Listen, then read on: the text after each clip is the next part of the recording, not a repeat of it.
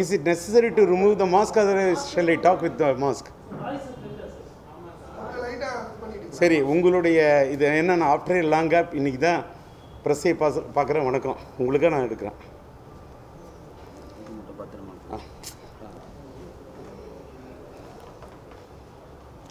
Ready.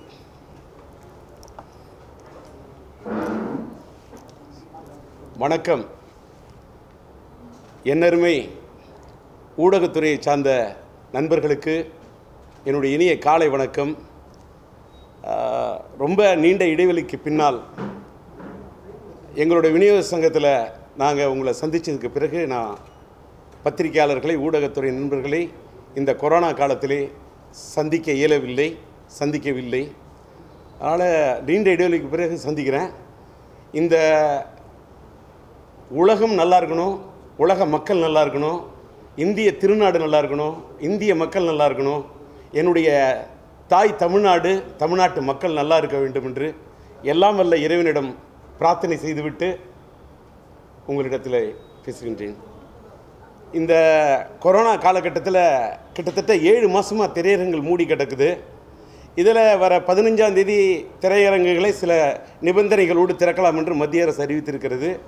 தமிழ்நாடை பொறுத்தவரையில் 22ஆம் தேதி மால்கள் இல்லாமல் தனி திரையரங்குகள் திறக்கப்படுமா என்ற ஒரு சூழ்நிலை நிலவி கொண்டிருக்கிறது. இந்த சூழ்நிலையில் நான் பத்திரிகையாளர்களை சந்திக்கின்ற காரணம், இந்த திரையரங்குகளை திறக்குன்னா கிட்டத்தட்ட 50% ஆடியன்ஸு தான் உள்ளே விடணும். அப்புறமா உள்ளே அதே மாதிரி எந்த இதில் கேன்டீனில் எந்த பொருளும் விற்கக்கூடாது, வெளியில் வரக்கூடாது, நிறையா நிபந்தனைகளை விதிச்சிருக்காங்க. இந்த கட்டத்தில் திரையரங்குகளை கஷ்டப்பட்டு திறக்கிறதுனா ஏற்கனவே 7 மாதமாக மூடி கிடக்கல எங்களோட திரையுலகம், அனைத்து துறையை சேர்ந்தவர்களும். ஒருத்தர் இவங்க எங்களுடைய தயாரிப்பாளர்களாக இருக்கட்டும், விநியோகர்களாக இருக்கட்டும், திரையரங்கு உரிமையாளர்களாக இருக்கட்டும், எல்லாம் ரொம்ப கஷ்டப்படுறாங்க. முடங்கி போனதில் அவங்க கஷ்டப்பட்டுருக்காங்க. இதில் 22ஆம் தேதி தேட்டர் திறக்கிறதுல இவ்வளோ பிரச்சனைகள் இருக்குதுன்னு சொல்லும்போது இவ்வளோ பிரச்சனையோடு திறக்கிறாங்க. என்னென்னா, because of the COVID-19 in this corona period, not only the central government but also the state government, they are insisting to allow only 50% of the audience in the theater.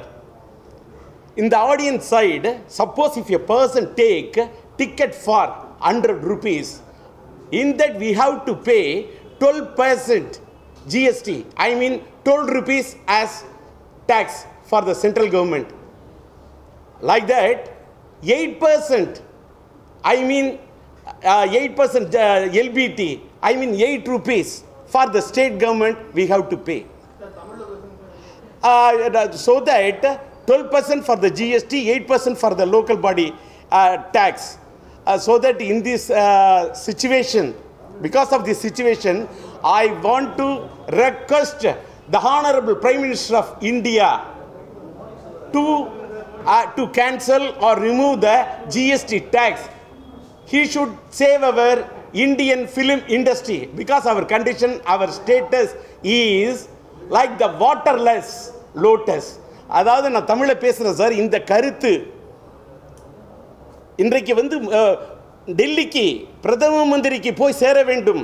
இந்திய அளவில் இன்னைக்கு 50% மக்கள் மட்டும்தான் திரையரங்குகளுக்கு பார்வையாளர்களை அனுமதிக்க வேண்டும் என்று சொல்லும்போது 50% தான் உள்ளே விடணும் அப்படின்னு சொல்கிறாங்க. ஏகப்பட்ட கண்டிஷன்லாம் போடுறாங்க. இன்றைக்கி திரையரங்காரங்க 50% எப்படிங்க ஒரு 60 விடலாமா, 70 விடலாமாலாம் கேட்டுக்கிட்டு இருக்கும்போது என்னுடைய கோரிக்கை என்னென்னா, இது போய் அங்கே it should reach the Delhi, the central government. So that I have spoken in English. In the initial stage I have spoken in English because ஏன்னா அது அங்கே போய் சேரணும். ஏங்க 50% தான் உடனே சொல்லும்போது எங்களோட நிலைமை, நாங்களே கொரோனா காலத்தில் இதுக்கு சிக்கி ரொம்ப கஷ்டப்பட்டுட்டு இருக்கோம். இந்த 12% இந்த ஜிஎஸ்டி டாக்ஸை பிரதமர் மோடி ஐயா அதை எடுத்து கொடுத்தாருன்னா எங்களோட இண்டஸ்ட்ரி வாழும். அதனால தான் எங்களோட நிலைமை இன்றைக்கி ஒரு தண்ணி இல்லாத தாமரை மாதிரி எங்களுடைய திரையுலகம் வாடிக்கொண்டிருக்கிறது என்ற கோரிக்கை அவரிடம் வைக்கிறேன். அதே போல் தமிழ்நாட்டிலே இன்றைக்கி வேறு மாதிரி ஆந்திராவில் கிடையாது, தெலுங்கானாவில் கிடையாது, மற்ற மாநிலங்கள் தான் 2 வரி கிடையாது. அங்கெல்லாம் லோக்கல் பாடி டாக்ஸே இல்லை, ஒன்லி ஜிஎஸ்டி இருக்குது. தமிழ்நாட்டில் மட்டும் எதுக்கு நாங்கள் 12% ஜிஎஸ்டியும் கட்டி 8% இந்த லோக்கல் பாடி வரியை கட்டணும், அதை நீக்கி கொடுங்கன்னு மாண்புமிகு தமிழக முதலமைச்சரிடம் இந்த கோரிக்கையை வைத்துக் கொண்டே இருக்கிறேன். தொடர்ந்து வலியுறுத்திக் கொண்டிருக்கிறேன். இன்னும் வலியுறுத்த விரும்புகிறோம். அதே மாதிரி துணை முதல்வர் இடத்திலும் இந்த கோரிக்கையை வைத்திருக்கின்றேன். செய்தித்துறை அமைச்சரிடம் இந்த கோரிக்கை வைத்திருக்கின்றேன். உள்ளாட்சித்துறை மந்திரியிடமும் இந்த கோரிக்கையை வைத்து எங்களுடைய இண்டஸ்ட்ரிக்கு இதை நீங்கள் எப்படியாவது இந்த லோக்கல் பாடினா திரையரங்கம் திறக்கிறதுக்கு முன்னாடி இந்த லோக்கல் பாடி டாக்ஸ் இல்லைன்னா தான் ஏதாவது கொஞ்சம் ஏதாவது மூச்சு விட முடியுங்கிற நிலைமையில் நாங்கள் இருக்கோம் அப்படிங்கிறத அவங்களுக்கு இந்த கோரிக்கையை தெரிவிக்க விரும்புகிறேன். அது மட்டும் இல்லை, இந்த அரசுக்கு இன்னொரு கோரிக்கை. 7 மாதமாக திரையரங்குகள் மூடி இருக்கு. இப்போ கர்நாடகா எடுத்துக்கிட்டால் திரையரங்குகளோட லைசன்ஸு, நானும் ஒரு திரையரங்கு உரிமையாளர் என்ற காரணத்தால் வேலூரில் எனக்கு திரையரங்கம் இருக்கிறது. சிலம்பு திரையரங்கம், குரல் திரைப்பட அரங்கம் என்று இருக்கின்ற காரணத்தால் எனக்கு சில கஷ்ட நஷ்டம் தெரிஞ்சதுனால சொல்கிறேன். கர்நாடகாவில் 3 வருஷத்துக்கு ஒரு முறை தியேட்டர் வந்து ரினியூ பண்ண அந்த லைசன்ஸை சிஃபார்மை ரினியூ பண்ணால் போகிறோம். ஆனால் தமிழ்நாட்டில் 1 ஆண்டுக்கு ஒரு முறை ரினியூ பண்ணணும்னு சட்டம் வச்சுருக்காங்க. அதே மாற்றி கொடுங்க, 3 வருஷத்துக்கு ஒரு தடவை ரினியூ பண்ணணும்னு கேட்டுக்கிட்டு இருக்கோம். இதில் திரையரங்குகள் மார்ச் மாதத்துலேருந்து 7 மாதமாக மூடி கிடக்குது.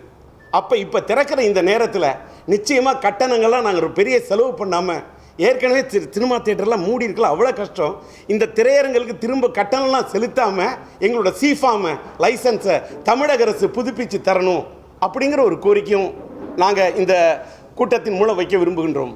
அடுத்தது இன்னொன்று, இந்த விபிஎஃப் அந்த வர்ச்சுவல் பிரிண்ட் ஃபீ என்பதை, அந்த வர்ச்சுவல் பிரிண்ட் ஃபீ என்பது கிட்டத்தட்ட 15 வருஷமாக தயாரிப்பாளர்களும் விநியோகஸ்தர்களும் இந்த அந்த கியூபுக்கும் யூஎஃப்ஓக்கும் பிஹெச்டிக்கும் ஸ்கிராபிளுக்கும் பலதரப்பட்ட அவர்களுக்கு நாங்கள் இதை என்னைக்கு வந்து அனலாகில் இருந்தது டிஜிட்டலாக மாறினதுலேருந்து 15 வருட காலமாக நாங்கள் கட்டி கொண்டிருக்கின்றோம். ஏன்னா அனலாக்லேருந்து டிஜிட்டலாக மாறுறதுக்கு திரையரங்களுக்கு நாங்கள் ஒரு பக்கபலமாக இருக்க வேண்டும் என்று அன்னைக்கு கட்டணும். கடந்த 2 ஆண்டுகளாக உலக நாடுகளில், வெளிநாடுகளில் இந்த VPF charge, the virtual print fee, அதாவது மெய் நிகர் பிரதி கட்டணம், இந்த கட்டணத்தை இப்போ கட்ட வேணான்னு அவங்கெல்லாம் ஃபாரினில் யாரும் கட்டல. ஆனால் இந்தியாவில் மட்டும் இந்த நிலைமை தொடருது. இந்திய அளவில் நான் பேசுகிறேன். ஏன் நாங்கள் இங்கே மட்டும் நாங்கள் கட்டணுறது இன்னைக்கு கஷ்டமாக இருக்குது. ஏற்கனவே சினிமா கஷ்டம், இதில் கொரோனா பீரியடு, எப்படி எங்களால் கட்ட முடியும்? அதனால் இந்த விபிஎஃப் கட்டணம் என்பது, நீங்கள் திரையரங்கு உரிமையாளர், இப்போ நான் திரையரங்கு உரிமையாளருங்கிற காரணத்தால் ஒரு கோரிக்கையை வைத்தேன். திரையரங்கு உரிமையாளர்களுக்கு எங்களுடைய விநியோகஸ்தர் சங்கத்தின் சார்பாக நான், மன்னன் போன்றவர்கள் நாங்கள் கூடி எங்களுடைய செங்கல்பட்டு விநியோகஸ்தர் டிஸ்ட்ரிபியூட்டர் அசோசியேஷன்லேருந்து ஒரு கோரிக்கை வச்சோம். இந்த விபிஎஃப் சார்ஜ் வெளிநாட்டில் எங்கேயும் வாங்கல, தமிழ்நாட்டில் வேணாம், கொஞ்சம் ஏதோ யோஜனை பண்ணுங்க. ஏன்னு கேட்டாக்கா, நீங்கள் வந்து ஒரு இது பண்ண, நாங்கள் வந்து அவங்கள திரையரங்கில் படங்கள்லாம் நாங்கள் கொடுக்க மாட்டோம், வெளியிட மாட்டோம் அப்படின்லாம் நான் சொல்ல. இது எங்களோட கோரிக்கை. இன்றைக்கி ஒரு கஷ்டமான சூழ்நிலை. அதில் என்னன்னு கேட்டாக்கா, ஒரு திரையரங்கம் என்று சொன்னால் நாங்கள் இந்த கோரிக்கையை வைத்து இதுவரை அவர்கள் சரியான பதிலை கொடுக்காத காரணத்தால் அதுக்கு அடுத்தும் ஒரு மூவ் பண்ணேன். கலெக்டருக்கு, டிஸ்ட்ரிக்ட் கலெக்டர் எங்களோட செங்கல்பட்டு அசோசியேஷன்லேருந்து, அதே மாதிரி குறிப்பிட்ட அதிகாரிகளுக்கு தலைமைச் செயலகத்தில் ஒரு கேள்வி கேட்டேன். ஒரு திரையரங்கத்துக்கு சிஃபார்ம் லைசன்ஸ் எந்த அடிப்படையில் கொடுக்குறாங்க? எந்த அடிப்படையில் கொடுக்குறாங்கன்னா, அவர்கள் அங்கே ப்ரொஜெக்டர் வைத்து, பல கண்டிஷன் அதில் ப்ரொஜெக்டர் வச்சிருக்கணும், ஆப்ரேட்டர் வச்சிருக்கணும். அந்த ப்ரொஜெக்டர் என்பது இப்பொழுது டிஜிட்டலாக மாறிவிட்டது. அந்த டிஜிட்டலாக மாறின கூட அந்த ப்ரொஜெக்டருடைய அதை மெயின்டைன் பண்ண வேண்டியது, அதை தவணை முறையில் வாங்கணும், இல்லை காசு கொடுத்து வாங்கணும், எப்படியோ இது பண்ணுறது திரையரங்கு உரிமையாளர்களுடைய கடமை. ஆனால் இத்தனை காலமாக நாங்கள் அந்த அனலாக்லேருந்து டிஜிட்டலாக மாறுறதுக்கு விபிஎஃப் சார்ஜ் இத்தனை வருஷம் கட்டிட்டோம், டிஸ்ட்ரிபியூட்டர்ஸ் கட்டிட்டோம், நாங்கள் தயாரிப்பாளர் கட்டிட்டோம். இன்னைக்கு இருக்கிற சூழ்நிலையில் முடியாது. ஒரு திரையரங்கன்னா என்ன, ப்ரொஜெக்டர் நீங்கள் வச்சுக்கிட்டா தான் அது திரையரங்கம். ப்ரொஜெக்டர் இல்லைன்னா அது வெறும் சாதாரண குடோன். அப்போ திரையரங்கத்தில் ப்ரொஜெக்டர் வச்சுக்க வேண்டியது உங்களோட கடமை. உடனே நீங்கள் அந்த காலத்தில் பிரிண்ட் போட்டால் 50,000 ரூபாய்க்கு நீங்கள் பிரிண்ட் போட்டிங்களே, இப்போ என்னன்னு கேட்குறாங்க. நானும் டிஸ்ட்ரிபியூட்ரு, ஒரு படத்துக்கு மன்னனும் டிஸ்ட்ரிபியூட்ரு, நாங்கள் ஒரு படத்துக்கு 50,000 அந்த காலத்தில் பிரிண்ட் போட்டால் A centre, B centre, C சென்டர்னு குறிப்பாக குறைந்தபட்சம் 100 சென்டர் ஓட்டுவோம். அப்போ ஒரு பிரிண்டோடைய காஸ்ட் வந்து ஒரு சென்டருக்கு எங்களுக்கு 500 ரூபா தான் அடக்கும். இதெல்லாம் வந்து எனக்கு விநியோகஸ்தரை, எனக்கு திரைப்பட தயாரிப்பாளராக, விநியோகஸ்தராக இவ்வளவு கஷ்டமும் இருக்கிறதுனால நான் நிச்சயமாக இன்றைக்கு இந்த விபிஎஃப் கட்டணம் வர்ச்சுவல் பிரிண்ட் ஃபீ கட்டாட்டா தான் சின்ன தயாரிப்பாளர்கள், சின்ன படங்கள் அத்தனை எடுத்து அப்படியே கிடக்குது. திரையரங்கத்தில் போய் ரிலீஸ் பண்ண முடியல. திரையரங்கத்துக்கு ரிலீஸ் பண்ணணும்னா அங்கே போனாக்கா ஒரு சின்ன படங்கள் 40% தான் கொடுப்பாங்க. அந்த 40% கொடுத்தாக்கா என்ன ஷேர் வரும்? அந்த 40% ஷேரில் நாங்கள் இன்னைக்கு கியூபுக்கு பணம் கட்டணும், யூஎஃப்ஓக்கு பணம் கட்ட கிட்ட 10,000 8,000 போனால் என்ன ஷேர் கிடைக்கும் ஒரு சின்ன டிஸ்ட்ரிபியூட்டருக்கு? என்ன ஷேர் கிடைக்கும் ஒரு தயாரிப்பாளருக்கு? அதனால இந்த விபிஎஃப் கட்டணத்தை நாங்கள் திரையரங்குகளை கூட நீங்கள் இது பண்ணணும்னு சொல்ல, கியூபுக்கிட்ட பேசுங்க, யூஎஃப்ஓட்ட பேசுங்க, எல்லார்ட்டையும் பேசுங்க. இத்தனை வருஷம் பணம் கட்டியாச்சு, சில பேருக்கு ப்ரொஜெக்டர் சொந்தமாக ஆயிடுச்சு. இந்த காலகட்டத்தில் இன்னைக்கு தயாரிப்பாளர்லாம் கஷ்டப்படுறாங்க, அதனால் கட்ட முடியாத சூழ்நிலை இருக்கும் அப்படின்னு திரையரங்கு உரிமையாளர்கள், நீங்கள் திரையரங்கு உரிமையாளர்களுக்கு எங்களுடைய கோரிக்கை, எங்களுடைய விநியோக சென்னை, செங்கல்பட்டு, திருவள்ளூர், காஞ்சிபுரம் மாவட்ட விநியோக சங்கத்தின் சார்பில் ஒரு கோரிக்கை வச்சேன். இன்னைக்கும் அதே நான் திரும்ப வலியுறுத்துறேன். திரையரங்கள் திறக்கிறதுக்கு முன்னாடி கொஞ்சம் யோசனை பண்ணுங்க. சினிமா என்பது ஒரு இது அண்டர்ஸ்டாண்டிங். ஒரு படம் என்பது ஒரு படகு போல, படத்தை ஒரு தயாரிப்பாளர் அந்த படகை தயாரித்தால்தான் அந்த படகு எங்க அதை ஓட்டுறதுக்கு விநியோகஸ்தர் என்ற படகோட்டி தேவை. ஆனால் இந்த படகு பயணம் செய்வதற்கு தண்ணீர், கடல் என்ற அந்த தண்ணீர் தேவை. அதுதான் இந்த திரையரங்குகள். ஆக ஒரு படகு மாறி, ஒரு படகோட்டி மாறி, அதை பயணம் செய்யக்கூடிய நீர் மாறி, இந்த முத்தரப்பும் இல்லாமல் எடுத்தோம் கவிழ்த்தோம் நான் பேச தயாரல்ல. இந்த திரையரங்கு உரிமையாளரிடம் பேசி இந்த திரைப்பட சின்ன பட தயாரிப்பாளர்களுக்காக, சின்ன பட தயாரிப்புக்காக, சின்ன விநியோகஸ்தர்களுக்காக இதை பேசணுங்கிறதுக்காக தான் இந்த பிரச்சனையை எடுத்து பேசுகிறேன். அதனால் திரையுலகத்தில் இவ்வளவு பிரச்சனைகள் இருக்கின்றது. இவ்வளவு பிரச்சனைகளை எடுத்து பேசணும். என்னால் பேச முடிந்த அளவுக்கு எங்களுடைய சென்னை, செங்கல்பட்டு, காஞ்சிபுரம், திருவள்ளூர் மாவட்ட விநியோக சங்கத்தின் சார்பாக எவ்வளவு பேச முடியுமோ பேசி கொண்டிருக்கிறேன், போராடி கொண்டிருக்கின்றேன். இன்றைக்கு தமிழ் திரைப்பட உலகம் ரொம்ப இதில் இருக்குது. பாருங்கள், நடிகர் சங்கத்தில் தேர்தல் நடந்து தேர்தல் கூட அறிவிக்க முடியாத நிலை. இன்றைக்கி தமிழ் திரைப்பட தயாரிப்பாளர் சங்கம், அந்த தமிழ் திரைப்பட தயாரிப்பாளர் சங்கத்தில் இதுவரைக்கும் இல்லாத, வரலாறுல இல்லாத ஒரு பெரிய பிரச்சனை என்னன்னு பாருங்கள். ஒரு வருந்தத்தக்க ஒரு விஷயம், இன்றைக்கு எங்களுடைய தயாரிப்பாளர் சங்கத்திலிருந்து பிரிந்து சென்று நடப்பு தமிழ் திரைப்பட தயாரிப்பாளர் சங்கத்தை உருவாக்கி இருக்கிறார்கள். என்னுடைய மரியாதைக்கும் என்னுடைய அன்புக்கும் பண்புக்கும் அன்புக்குரிய அண்ணன் இயக்குனர் இமயம் பாரதி ராஜா அவர்கள் அங்கே அவருடைய சீரிய தலைமையை ஏற்கிறோம் என்று சொல்லி பிரிந்து விட்டார்கள். வருந்தத்தக்க விஷயம் என்றாலும் என்ன காரணம்? அது நடப்பு தயாரிப்பாளர் சங்கமாக இருக்குன்னா இதை சில பேர் கிடப்பு தயாரிப்பாளர் சங்கமாக மாற்றிட்டாங்களே. இது கிடப்பு தயாரிப்பாளர் சங்கமாக இருக்கக்கூடாது. இது ஒரு துடிப்போடு ஒரு பிடிப்போடு இந்த தயாரிப்பாளர் சங்கம் நிமிர்ந்து நிற்கணும். இது ஏன்னு கேட்டால் இது என்னோட தாய் சங்கம்.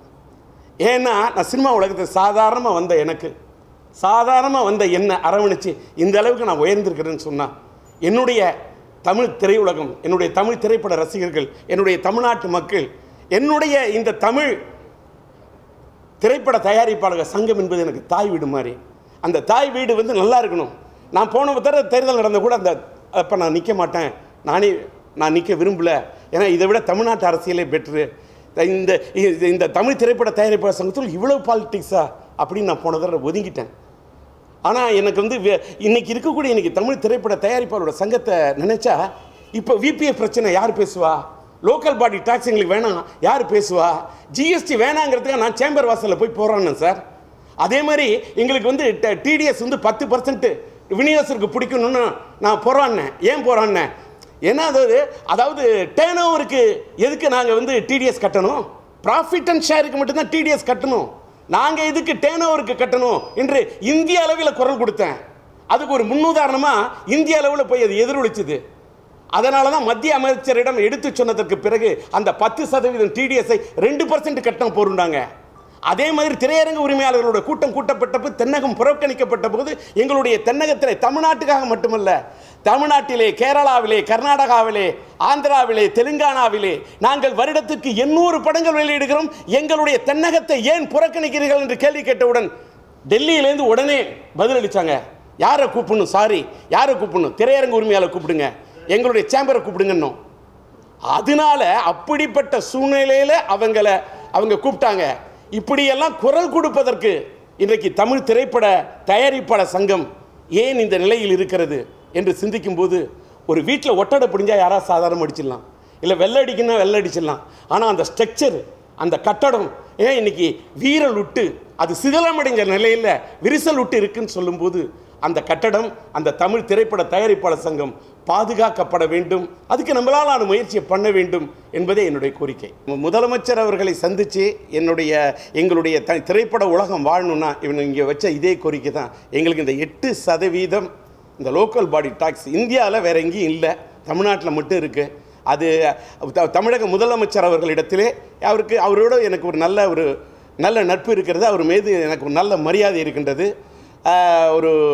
ஒரு தமிழ்நாட்டை ஒரு தமிழக முதல்வராக இருக்கக்கூடிய தமிழனாக இருந்து ஆண்டு கொண்டிருக்கக்கூடிய அவரிடத்தில் தமிழன் தொலைக்காட்சியில் வேலை செஞ்சு நீங்கள் கேட்குற காரணத்தால் அவர்கிட்ட எனக்கு அந்த ஒரு இது இருக்கிறதுனால அவர்கிட்ட இந்த விஷயத்தை எடுத்து சொல்லி இதை பெற்று தந்து விட வேண்டும் என்பது மட்டும்தான் என்னுடைய தாக்கம். ஆமாம், நாளையிலேருந்து மனு தாக்கல் சார்.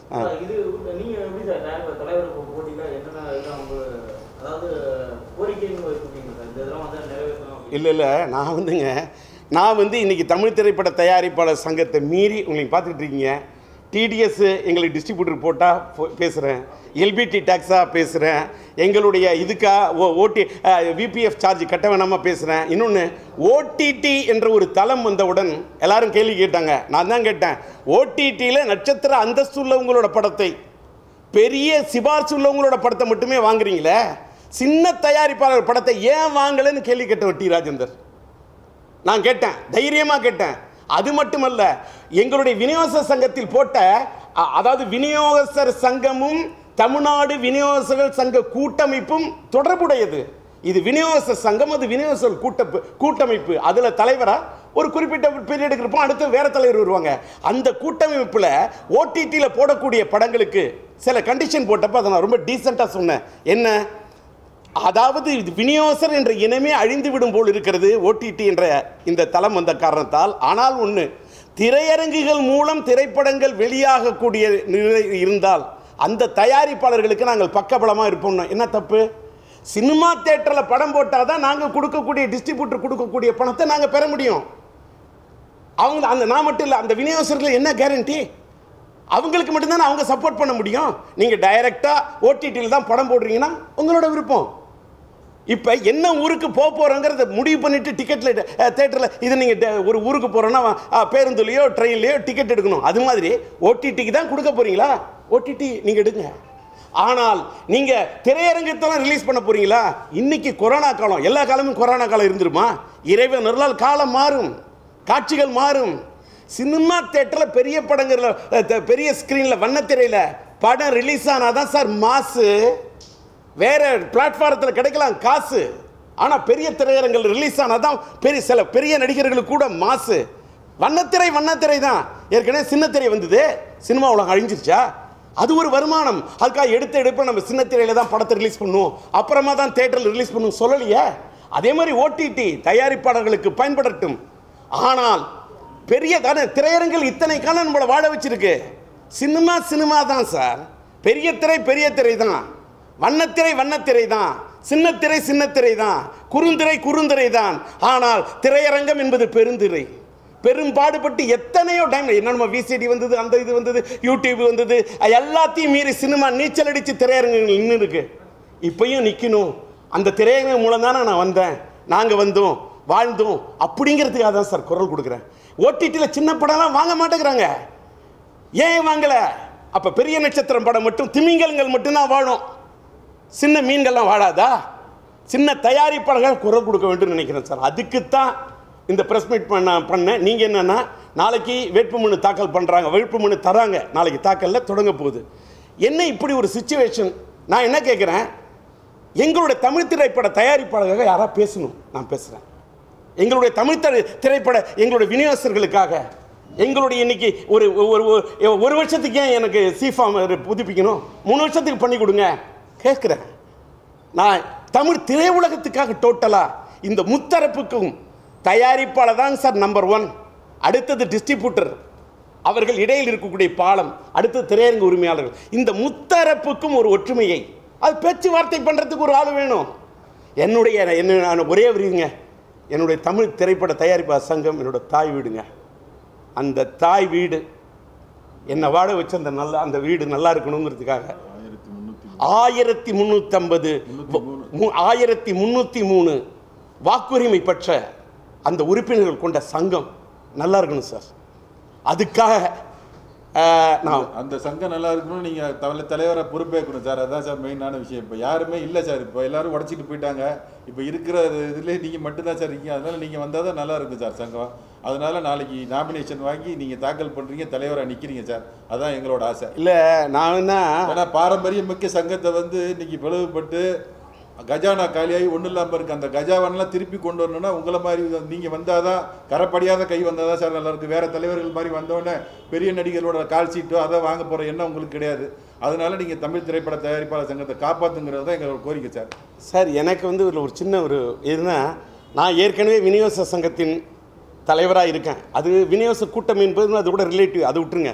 விநியோக சங்கத்தின் தலைவராக இருக்கக்கூடிய நான் இப்போ நீங்கள் கடந்த முறை நீங்கள் கேட்டதுனால சொல்கிறேன், நீங்கள் திரைப்பட தயாரிப்பாளர் சங்கத்தில் செயலாளருக்கு போட்டி போட்டிங்க. அவ்வளோ இதுலேயும் இப்போ இது பண்ணி நீங்கள் தனிப்பட்ட முறையில் 400 சொச்ச ஓட்டு வாங்கியிருக்கீங்க. கிட்டத்தட்ட ஒரு 12 ஓட்டு வித்தியாசத்தில் தான் நீங்கள் வெற்றி வாய்ப்பை இழந்தீங்க.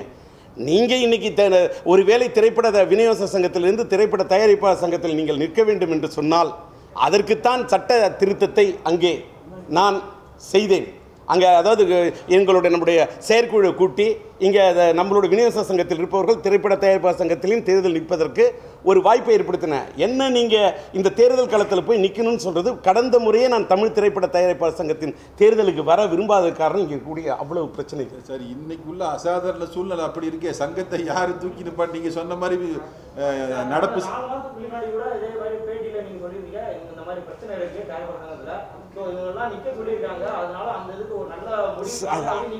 சார். ஐயா நீங்கள் சொல்கிறது இல்லை சார். இப்போ அவரே கூட சார் இப்போ நிற்க சொல்கிறாங்கங்கிறது கரெக்டுங்க. இப்போ நிற்கணுன்னா இப்போ ஃபார் எக்ஸாம்பிள் நான் மாஸ்க் போட்டுட்டு வந்தேன்யா, வந்தவுடனே இப்போ எங்களுடைய மதிப்புக்குரிய ஊடகத்துறை நண்பர்கள் கொஞ்சம் வாய்ஸ் இது பண்ணாது, நீங்கள் மாஸ்க்கை கட்டிட்டு பேசுனேன். அடுத்தது இப்போ அவங்களோட விருப்பத்துக்காக இப்போ அடுத்தது நான் இங்கிலீஷில் வந்து டெல்லி வரைக்கும் அது போகணும். நான் எப்பயுமே நான் ஏன் இங்கிலீஷில் பேசுகிறேன், அது டெல்லிக்கு போகணுமே, அட்லீஸ்ட் அதை அந்த கிளிப்பிங் வந்து டெல்லிக்கு அனுப்பணும்னு சொல்லக்குள்ள நான் என்னோட பிஆர்ஓ சதீஷ்ட சொன்னேன், அதை மட்டும் இங்கிலீஷில் சொல்லிவிட்டு மறுபடியும் எக்ஸ்பிளைன் பண்ணுங்கள் தமிழில் அப்படின்னு சொன்னாங்க. அதை நான் அதனால தான் பேசினேன். எதுக்காக இப்படி விருப்பத்தை நிறைவேற்றக்கூடிய சூழ்நிலை இருந்தால் தான். இன்றைக்கி கொரோனா டைம் சார். ஒரு மாஸ்க் போட்ட வந்து இன்றைக்கி எல்லாருமே இன்றைக்கி பாருங்கள், இன்றைக்கி தான் ரொம்ப நாளைக்கு அப்புறம் வந்து பிரஸ்காரங்களை கூடுறோம். அதிலே கொஞ்சம் மற்றவங்களாம் சில பேர் வர முடியல. அவங்களெல்லாம் நான் கூப்பிடலன்னு அவங்களாம் தப்பு எடுத்துக்கூடாது, என்னை மன்னிச்சிக்கணும். ஏன்னா சூழ்நிலை காரணம். ஆனால் இந்த இப்படி உள்ள சூழ்நிலையில் நான் எப்படி சார் போய் இப்போ வந்து யாரை போய் நான் இப்போ விநியோக சங்கத்தில் நின்றுனேன். அத்தனை 500 சொச்ச ஓட்டில் அவ்வளோ வாக்காளர்களை போய் நேரடியாக சந்தித்து ஓட்டு கேட்டேன். இன்றைக்கி தயாரிப்பாளர் சங்கத்தில் போய் எப்படி சார் இன்றைக்கி எல்லாரையும் சந்திக்கக்கூடிய சூழ்நிலை இருக்கா? மாஸ்கை போட்டுட்டு அவங்க வந்து வெளியில் வந்து அவங்களுக்கும் வாக்காளர்களுக்கும் கஷ்டம். அவங்கள எப்படி போய் சந்தித்து எல்லாம் ஓட்டு கேட்க முடியும்? இதெல்லாம் யோசிக்கிறேன். டெக்னாலஜி இல்லை அது சொல்ல நீங்கள் என்ன சொல்கிறீங்க? இல்லை சார், இன்றைக்கி உள்ள சூழலில் தான் ஃபோனு மெசேஜ் எல்லாமே இருக்குது சார். அதில் வீடியோ கான்ஃபரன்ஸ் எல்லாத்துலேயும் பேச போகிறோம். அதில் என்ன சார் பிரச்சனை இருக்குது? இப்போ மன்னன் என்ன சொல்கிறாருன்னா, நீங்கள் வந்து இந்த கட்டத்தில் நின்னே தீரணும் அப்படின்னு மன்னன் அல்ல, மன்னனை போல பல திரைப்பட தயாரிப்பாளர்கள். அப்போ தான் டிஸ்ட்ரிபியூட்டருக்கும் தயாரிப்பாளர்களுக்கும் அதாவது விநியோகர்களுக்கும் தயாரிப்பாளர்களும் ஏன் திரையரங்க உரிமையாளரும் உங்களால் நல்லா பேச முடியும். ஒரு விஷயத்தை வந்து சென்ட்ரல் கவர்மெண்ட்டில் பேசினாலும் சரி, ஸ்டேட் கவர்மெண்ட்டில் பேசினாலும் சரி, எல்லா விஷயத்தையும் தெளிவாக பேசுகிறதுனால போல்டாக பேசக்கூடிய நீங்கள் இன்னைக்கு நிற்கணும் அப்படின்னு இவர் மூலமாக பலர் வற்புறுத்துகின்ற காரணத்தால் அவர் என்ன சொல்கிறாரு, நீங்கள் வந்து நேராக கூட ஓட்டு கேட்கணும்னா நீங்கள் வந்து இன்றைக்கி வந்து வாய்ஸ் மெசேஜ் போடுங்க, இல்லைனா இதில் பேசுங்க, வாட்ஸ்அப்பில் கால் போட்டு பேசுங்க, அப்படியாவது தொடர்பு கொள்ளலாம். நீங்கள் இந்த தேர்தல் நிற்க வேண்டும் என்று மன்னன் வலியுறுத்தி கொண்டிருக்கின்றார். நீங்கள் என்ன நினைச்சாலும் சரி, நான் என்ன முடிவெடுத்தாலும் உங்களிடத்தில் சொல்லாமல் இவ்வளவு விஷயத்தை எக்ஸ்பிளைன் பண்ணாமல் நான் அந்த முடிவு எடுக்கக்கூடாது என்பதற்காக தான் இவ்வளவு பிரச்சனையையும் மீறி இன்றைக்கு நான் உங்களுக்கு அழைப்பு விடுத்தேன், உங்களை சந்தித்தேன். உங்களுடைய அன்பும் ஆதரவும் இருக்கும் என்றால் தமிழ் திரைப்பட தயாரிப்பாளர்கள் உடையத்தில் அதிலிருந்து என்னை விரும்பியவர்கள், என்னுடைய கேரக்டரைசேஷன், என்னுடைய தன்னம்பிக்கை, என்னுடைய துணிவான குணம், நான் நேர்மையாக போராடுவேன்ற நம்பிக்கை வைத்திருக்கூடிய அந்த தயாரிப்பாளர்களின் நலன் கருதி எல்லாம் வல்ல இறைவனிடத்தில் அந்த இறைவனுடைய அருள் இறைவன் எனக்கு என்ன முடிவு கொடுத்தாலும் என்ன ரிசல்ட் கொடுத்தாலும் நான் மனதார ஏற்றுக்கொள்ளக்கூடிய அந்த பக்குவம் படைத்தவன் என்ற காரணத்தால் இன்ஷா அல்லாஹ், பிரைஸ் தி லார்ட், அல்லேலூயா, ஜெய் ஆஞ்சநேயா, ஓம் பராசக்தி, சிவசக்தி, என்னுடைய அந்த எல்லாம் வல்ல இறைவனோட அருளால் அந்த அந்த அருள் எனக்கு கிடைக்க வேண்டும் என்ற இந்த இறைவனிடம் வேண்டிக் கொண்டு இந்த தேர்தல் களத்தில் நான் கால் பதிப்பதற்கான முடிவை உங்கள் முன்னிலையில் எடுக்கின்றேன். நடிகர் சங்கத்திலிருந்து அங்க வந்து போட்டி போட வராங்க, விநியோகஸ்தர் சங்கத்திலிருந்து அங்க போறீங்க, ஒருவேளை அங்க என்ன சார் வருமானம் நிறைய இருக்கும்? எல்லாரும் மெம்பர் தானே பிரதர், எல்லாரும் எல்லா சங்கத்திலும் எல்லாரும் மெம்பராக தானே இருக்கோம். ஒரு ஆசையும் பண்ணல, சினிமா நல்லா இருக்குன்னு நினைக்கிறோம். இன்னைக்கு என்ன சினிமா என்ன நிலைமையில இருக்கு பாருங்க. விநியோகஸ்தர் சங்கத்தில் ஒரு பேச்சுவார்த்தை நடத்த முடியல, தயாரிப்பாளர் சங்கத்தில் ஒரு தலைமை இல்லை. அப்படிங்கும்போது உடஞ்சி கிடக்கிறது திருப்பி சேர்க்கறதுக்கு தானே பார்க்கணும். அதுக்காண்டி எந்த சங்கத்தில் இருந்தானே டைரக்டர் இருந்தால் தயாரிப்பாளர் இருக்கக்கூடாதா, இல்லை விநியோகஸ்தர் இருந்தால் தயாரிப்பாளர் இருக்கக்கூடாதா? நாங்களாம் 12 வருஷமா முதலாளி தான் எங்கள் தயாரிப்பாளர் சங்கத்தில். இப்போ ஒரு 10 வருஷமா நான் விநியோக சங்க உறுப்பினர். அதனால நான் வந்து அங்கடி மாறி தான் போக முடியாது. அதுக்கு என்ன பண்ணுறது? ஆமா, அன்னைக்கு விசால இருந்தார்ல, ரெண்டு சங்கத்துல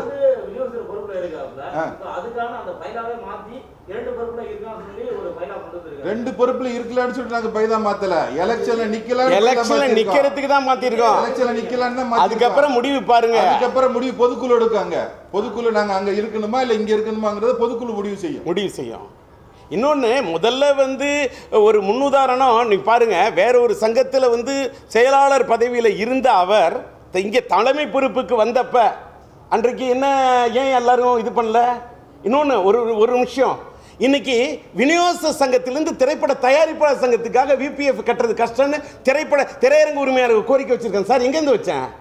எல்பிடி டாக்ஸ், லோக்கல் பாடி டாக்ஸை தூக்கணுங்கிறதுக்கு போராடுறேன். யாருக்காக போராடுறேன்? டிடிஎஸ் இந்திய அளவில் ஏன் நாங்கள் 10% கட்டணும்னு இந்திய அளவில் தயாரிப்பாளர்களுக்காக போராடுறேன். ஏன் போராடுறேன்? தென்னகத்தில் இருக்கக்கூடிய திரையரங்கு உரிமையாளர்கள் சங்கத்தை கூப்பிடாம ஏன் புறக்கணிக்கிறீங்கன்னு டெல்லிக்கு கேள்வி கேட்கிறேன். யார் கேள்வி கேட்டா?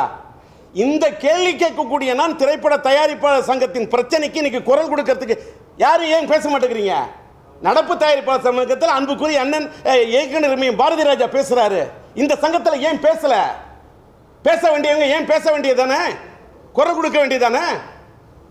குரல் இல்லையே. நீ குரல் கொடுப்பதற்கு விநியோக சங்கத்தில் இருந்தால் கூட எங்கள் தயாரிப்பாளர்களின் வழி தெரிந்து நீங்கள் பேசுகிறீர்களே என்று நடப்பு தயாரிப்பாளர் சங்கத்தின் தலைவர், அவ்வளவு சாதனை புரிந்த அன்புக்குரிய அண்ணன் பாரதி ராஜா கூட வாழ்த்துறாரு.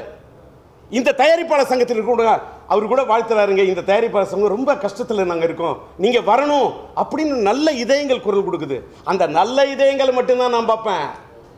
இந்த உலகத்தில் நிறைய நெகட்டிவ் ஃபோர்ஸ் இருக்கும் சார். இந்த கொரோனா காலத்துக்கு பிறகு இந்த நெகட்டிவ்லாம் எவன் பாசிட்டிவா? நான் கடவுளை நம்புறவன், காலத்தை நம்புறவன், கர்மாவை நம்புறவன். என்ன நெகட்டிவ் ஃபோர்ஸ் இருந்தாலும் எனக்குள்ள இருக்கக்கூடிய இந்த positive vibration with the God's grace, இறைவனோட அந்த வில் பவரால நிக்கிறேன். என்ன வந்த விமர்சனம் வந்தாலும் சந்திக்க தயாரா இருக்கேன், பதில் சொல்ல தயாரா இருக்கேன், பேச தயாரா இருக்கிறேன். கேட்ட கேள்விக்கு பதில் சொல்ல முடியும், எந்த இடத்துல வேணாலும் போய் நின்று பேச முடியும். ஒரு சேட்டலைட் தொலைக்காட்சிக்கு நடுவில் இன்றைக்கு தமிழ் திரையுலகத்துக்காக தமிழ் திரைப்பட தயாரிப்பாளர் பேசுனா பேசுவேன், உரிமையை விட்டு கொடுக்காம பேசுவேன். நான் ஓடிடியில் பெரிய படம் மட்டும்தான் ரிலீஸ் பண்ணுவீங்களா? சின்ன படத்தை வாங்க மாட்டீங்களா? சின்ன படமும் வாங்குறதுக்கு பேச்சுவார்த்தை நடத்துவேன், போராடுவேன் சார். எங்க இந்தியாவிலே நான் ஒரு கேள்வி கேட்டேன் சார். இந்தியாவில் தமிழ்நாட்டில் மட்டும்தாங்க ரெட்டை வரி, தமிழ்நாட்டில் லோக்கல் பாடி டாக்ஸ் வேணாங்க. மாண்புமிகு முதல்வர் ஐயாவுக்கு கோரிக்கை வைக்கிறேன். ஏன் என் தமிழ், நான் எனக்காக போய் என் முதல்வர்கிட்ட எனக்கு அது செஞ்சு கொடுங்கன்னு கேட்கல சார், என் தமிழ் திரைப்பட உலகத்துக்காக கேட்குறேன் சார். மாண்புமிகு துணை முதல்வர்கிட்ட போய் கேட்பேன் சார், செய்தித்துறை அமைச்சர் அவர்கிட்ட போய் கடம்பூராஜன் கேட்பேன் சார், நான் உள்ளாட்சித்துறை அமைச்சர்கிட்ட போய் கேட்பேன் சார். நான் எனக்காக போகல சார், என் மக்களுக்காக, என்னுடைய திரையுலகத்துக்காக கேட்பேன். 7 மாசமா திரையரங்கத்தை மூடி வச்சுட்டு நீங்க இன்னைக்கு வந்து திரையரங்கில் திறக்கணும்னு சொன்னாக்கா இந்த சிஃபார்மை லைசன்ஸை 1 வருஷத்துக்கு எங்களுக்கு அப்படியே ரினியூ பண்ணி விடுங்க, கட்டணமே இல்லாம. நான் பேசுவேன் சார், பேசுறது என் உரிமை. இந்த மாதிரி மற்றவங்களை பேச சொல்லுங்க. மற்றவங்களாம் பேசுனா நான் ஏன் சார் யுவரானர்னு இன்னைக்கு நான் ஆஜராக வேண்டிய அவசியம் என்ன சார் இருக்கும்? கேள்வி கேட்கறது நல்லா இருக்கும். ஜபச்சன் நல்லா ஒரு துண்டி அப்படி கேள்வி கேட்டாதான். நான் அமைதியாக பேசிக்கிட்டு இருந்தேன், இப்போ கூட நான் கோவப்படல, பரவாயில்ல. நான் டி ராஜேந்தர், அந்த வேகமான ராஜேந்திரலாம் இனிமேல் நீங்கள் பார்க்க முடியாது. விவேகமான ராஜேந்திரா தான் இருப்பேன். சத்திரியன் ராஜேந்தர்லாம் இல்லை, இனிமேல் சாணக்கியன் ராஜேந்தர் தான்.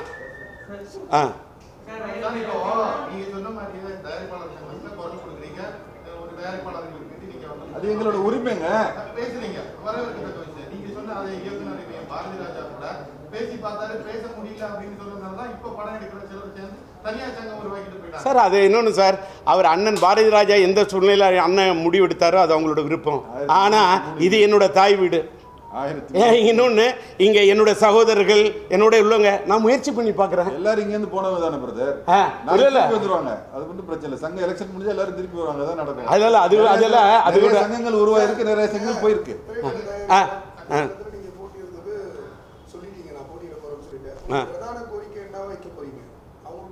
சார் இங்கே பாருங்களேன், சொல்லிட்டு செய்கிறது வேற, செஞ்சுட்டு சொல்கிறது வேற. என்னென்ன திட்டங்கள் போட்டு இதெல்லாம் பண்ணுறதுக்கு முடியுமோ அதை முயற்சி பண்ணாங்க. ஆனால் அடுத்து தான் இன்றைக்கி தான் சார் நிற்கலாமா வேணாமான்னு யோசித்து நிற்கலான்னு சொல்லக்குள்ளேயே பார்த்துக்கிட்டிங்கன்னா, ஒரு பக்கம் நிற்கணும்னு அவ்வளோ பேர் விருப்பம் தெரிவித்தாலும் சில பேர் நிற்கிறதுக்கு சில பேர் சில கேள்விகள்லாம் கேட்டுக்கிட்டு இருக்காங்க. இதை மீறி தானே சார் நான் முடிவு எடுக்கணும்ட்டு இருக்கோம். வேறு எதாவது கேட்கணும் கேளுங்க, இது அவ்வளோதான்.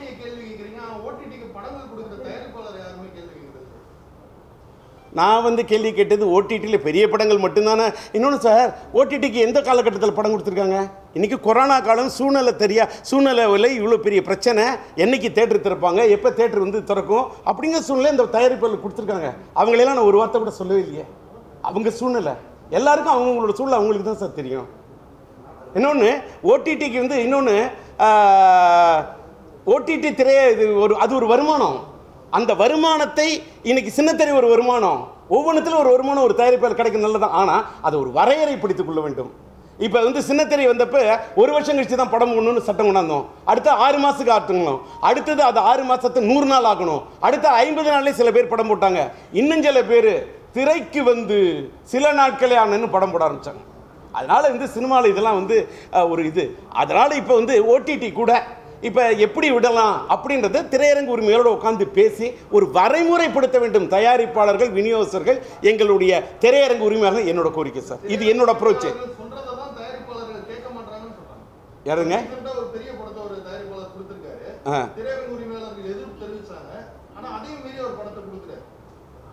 சார்? இந்த பிரச்சனையெல்லாம் ஒரே ஒரு விஷயம், எல்லாமே எங்களுக்கு கூட ஒரு ஆதங்கம் என்னன்னு கேட்டால், அந்த தயாரிப்பாளர் கொடுக்கறதுக்கு முன்னாடி அந்த தயாரிப்பாளர் எங்களுக்கு எதிரி இல்லை.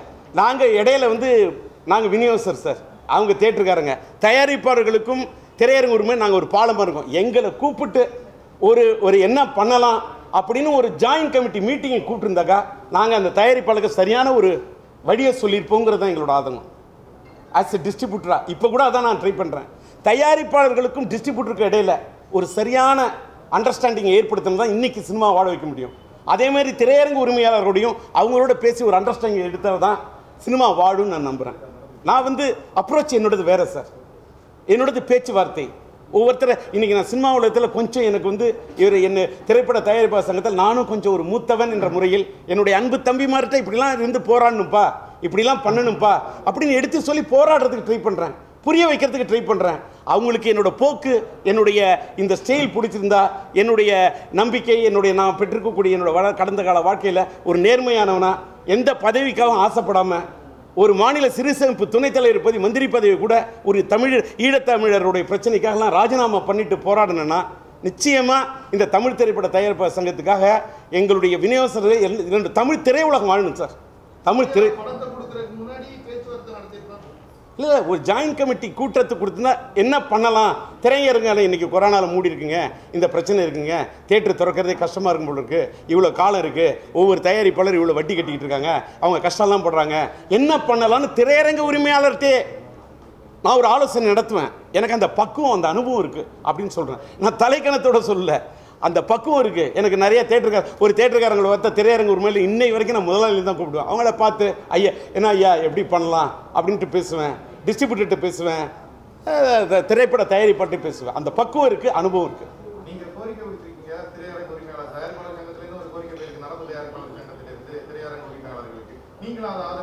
இன்னொன்று, நடப்பு தயாரிப்பாளர்கள் சங்கத்திலிருந்து கோரிக்கை இல்லை, விபிஎஃப் சார்ஜை கட்ட மாட்டோம், கட்டாமல் நாங்கள் கட்டுறதா இருந்தால் நாங்கள் படங்களை திரையிட மாட்டோம்னு அவர் அண்ணன் வந்து அவர் கட் அண்ட் ரைட்டாக சொல்லிட்டார். நாங்கள் தான் எங்களுடைய சென்னை, செங்கல்பட்டு, திருவள்ளூர், காஞ்சிபுரம் மாவட்டத்தின் அசோசியேஷனில் கோரிக்கை வச்சுருக்கோம்.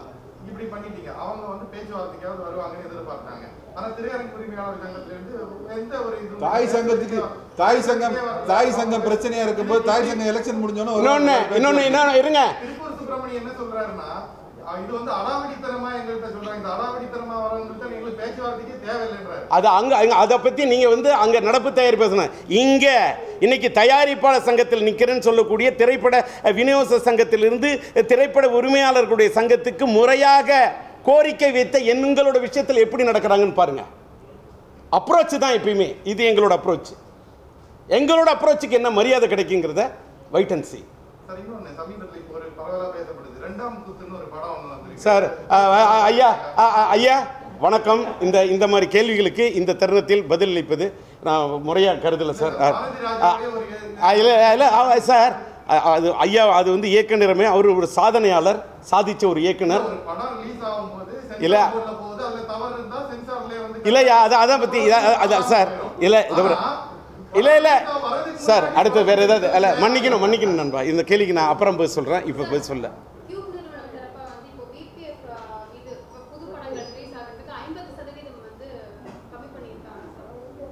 இருங்க. இப்போ அந்த கியூபுக்கிட்ட இன்னைக்கு இவ்வளவு ஒரு இதுக்கு அடித்தேன், கவர்மெண்ட்டுக்கு வந்து அடித்தேன். சீஃபாமே ப்ரொஜெக்டர் வச்சுக்கிறது டியூட்டி யாரோட டியூட்டி? திரையரங்கத்தின் டியூட்டி. நாங்கள் ஏன் விபிஎஃப் சார்ஜ் கட்டணும் அப்படின்னு அத்தனை டிஸ்ட்ரிக்ட் கலெக்டருக்கு லெட்ரு, ஆனால் தலைமைச் செயலகத்துக்கு கடிதம் எழுதின உடனே தான் கியூப் இப்போ 50% வந்திருக்காங்க. இன்னும் கூட குறைக்கப்பட வேண்டும் என்பதற்காக நாங்கள் பேசுவோம். அதுதான் அப்ரோச் தான் எப்பயுமே. என்ன ப்ரெசன்டேஷன் இப்போ வந்து நீங்கள் கொடுக்கக்கூடிய இப்போ பேசுகிறேன்னு சொன்னால் the narration, the oration, the presentation, பேசுகிற விதத்தில் பேசினா தான் போய் சேரும். அதே மாதிரி இன்னும் அவங்கள்ட்டையும் பேசி இந்த உரிமைகளை பெறத்துக்கு முயற்சி பண்ணுறதுக்கு. ஐயோ இருங்க, மன்னிக்கணும். நான் சிக்கல் எல்லாம் தீர்க்கறதுக்கு அது சூழ்நிலையை பார்த்து தான் சார் தெரியும் சொல்ல முடியும். இன்னொன்று 2021 போன சட்டமன்ற தேர்தலுக்கு நான் போகல. ஏன்னா நீங்கள் வந்து இது பாருங்க, போன சட்டமன்ற தேர்தலையோ நான் போன நாடாளுமன்ற தேர்தலில் நான் ஈடுபடல. காரணம், எனக்கு இந்த எந்திர வாக்குப்பதிவு என்பது தந்திர வாக்குப்பதிவு, மூடுமந்திர வாக்குப்பதிவு அப்படிங்கிற ரொம்ப நாளாக நான் சொல்லிட்டு இருக்கேன். இந்த தேர்தலை பொறுத்தவரை சூழ்நிலை பார்த்துத்தான் நான் எந்த முடிவும் எடுக்க முடியும். சார் ஒரே ஒரு நிமிஷம், அப்படி அதிமுக தரப்புல என்னுடைய பேச்சுவார்த்தை நடந்தா அவங்க அழைப்பு விடுத்தால் மட்டும்தான் அதை பற்றி நான் பேசுவேனே தவிர நான் போய் எங்கேயுமே சம்மன் இல்லாமலாம் அவங்க பார்ப்போம் சார். என்ன முடிவு நடக்குதோ அன்னைக்கு தேர்தல் அப்போ என்ன இதோ சார். அவங்க இன்னொன்று சொல்ல சார், இன்னொன்று சொல்லிட்டேன், ஓப்பனாக சொல்கிறேன். இப்போ நான் வந்து என்னோட எல்பிடி எங்களுடைய ஜிஎஸ்டி வரி 12% வந்து சொன்னோம் பார்த்தீங்களா. எங்களுடைய ஸ்டேட்டஸ், அவர் status is like the waterless lotus அப்படின்னு பார்த்தீங்களா, தண்ணியில் தாமரை மாதிரி சினிமா வாடுது. இதை நீக்கி விடுங்க ஏன்னு பிரதமர் மோடிகிட்ட கோரிக்கை வைக்கிறேன். அதேமாதிரி தமிழ்நாட்டில் வந்து எல்பிடி டாக்ஸ் எடுத்துருங்கன்னு தமிழக முதல்வர்கிட்ட கோரிக்கை வைக்கிறேன். நான் வந்து இப்படி இருக்கும்போது நான் வந்து இன்னொன்று சார் ஓப்பனாக சொல்கிறேன், நீங்கள் சொல்கிற மாதிரி என்ன வேணாலும் நியூஸ் வரலாம், என்கிட்ட கூட கேட்கலாம். நானாக இருக்க விரும்புகிறேன் சார். எனக்கு வந்து எப்பயுமே இப்போ இந்த தேர்தலில் கூட நான் நிற்கிறதுக்கு 1000 தடவை யோசிச்சுட்டு தான் முடிவு எடுத்தேன். யார் நிற்கிறா, என்ன இது பண்ணுறாங்க. இப்போ பாருங்கள், 22ஆம் தேதி தேட்டர் திறக்க போகுது. விபிஎஃப்க்கு யார் பேசுவா? எல்பிடி நீக்கிட்டு திறங்கன்னு யார் பேசுவா? 7 மாதம் 3 தேட்டருக்கலாம். இன்றைக்கி இந்த சிஃபார்ம் லைசன்ஸை 1 வருஷத்துக்கு இன்றைக்கி கட்டணமே இல்லாமல் புதுப்பிச்சு தரணும். கர்நாடகாவில் இருக்கிற 3 வருஷத்துக்கு ஒரு தான் புதுப்பிக்க. அந்த மாதிரி இதை மாதிரி இன்னொன்று சார், நிறைய கோரிக்கைகள் வச்சுருக்கேன். நான் பேசணும் சார், என் மக்களுக்காக, என்னை வாழ வச்ச தமிழ் இண்டஸ்ட்ரிக்காக பேசணும். வாய்ப்பு இருந்தால் பேசுவோம் சார். உங்களோட அன்பும் ஆதரவு இருந்தால் பேசுவோம் சார். இப்போ இதில் நின்னே தீரணும்னு மன்னன் ஒத்தை காலில் என் தம்பி மன்னன் நிற்க சொல்லுகின்ற காரணத்தால் நானும் அவரும் போட்டியிடலாம் என்ற முடிவு இப்படி எடுத்து இனிமே தான்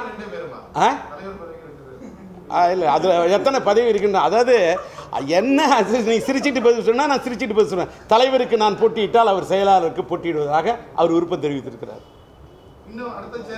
அதெல்லாம் இனிமே தான் சார், இப்போ தானே சார் முடிவு பண்ணியிருக்கேன். இப்போ அப்படியே நியூஸ் பரவணுன்னு பரபரப்பான பிறகு தான் அடுத்த முடிவுலாம் வெயிட் அண்ட் see. கல்யாணம் பண்ணி நிச்சயதார்த்தம் பண்ண பிறகு தானே சார் அப்புறம் கல்யாணம் எந்த மண்டபத்தில் யாரை கூப்பிடணும், எப்படி வைக்கணும், எத்தனை மணிக்கு வைக்கணும், என்ன இது பண்ணணும், எப்படி சாப்பாடு பண்ணணும், அதெல்லாம் அப்புறம். இப்போ ஃபஸ்ட்டு நிச்சயதார்த்தம் பண்ணிருக்கோம். நன்றி, வணக்கம் சார். பேருக்குது.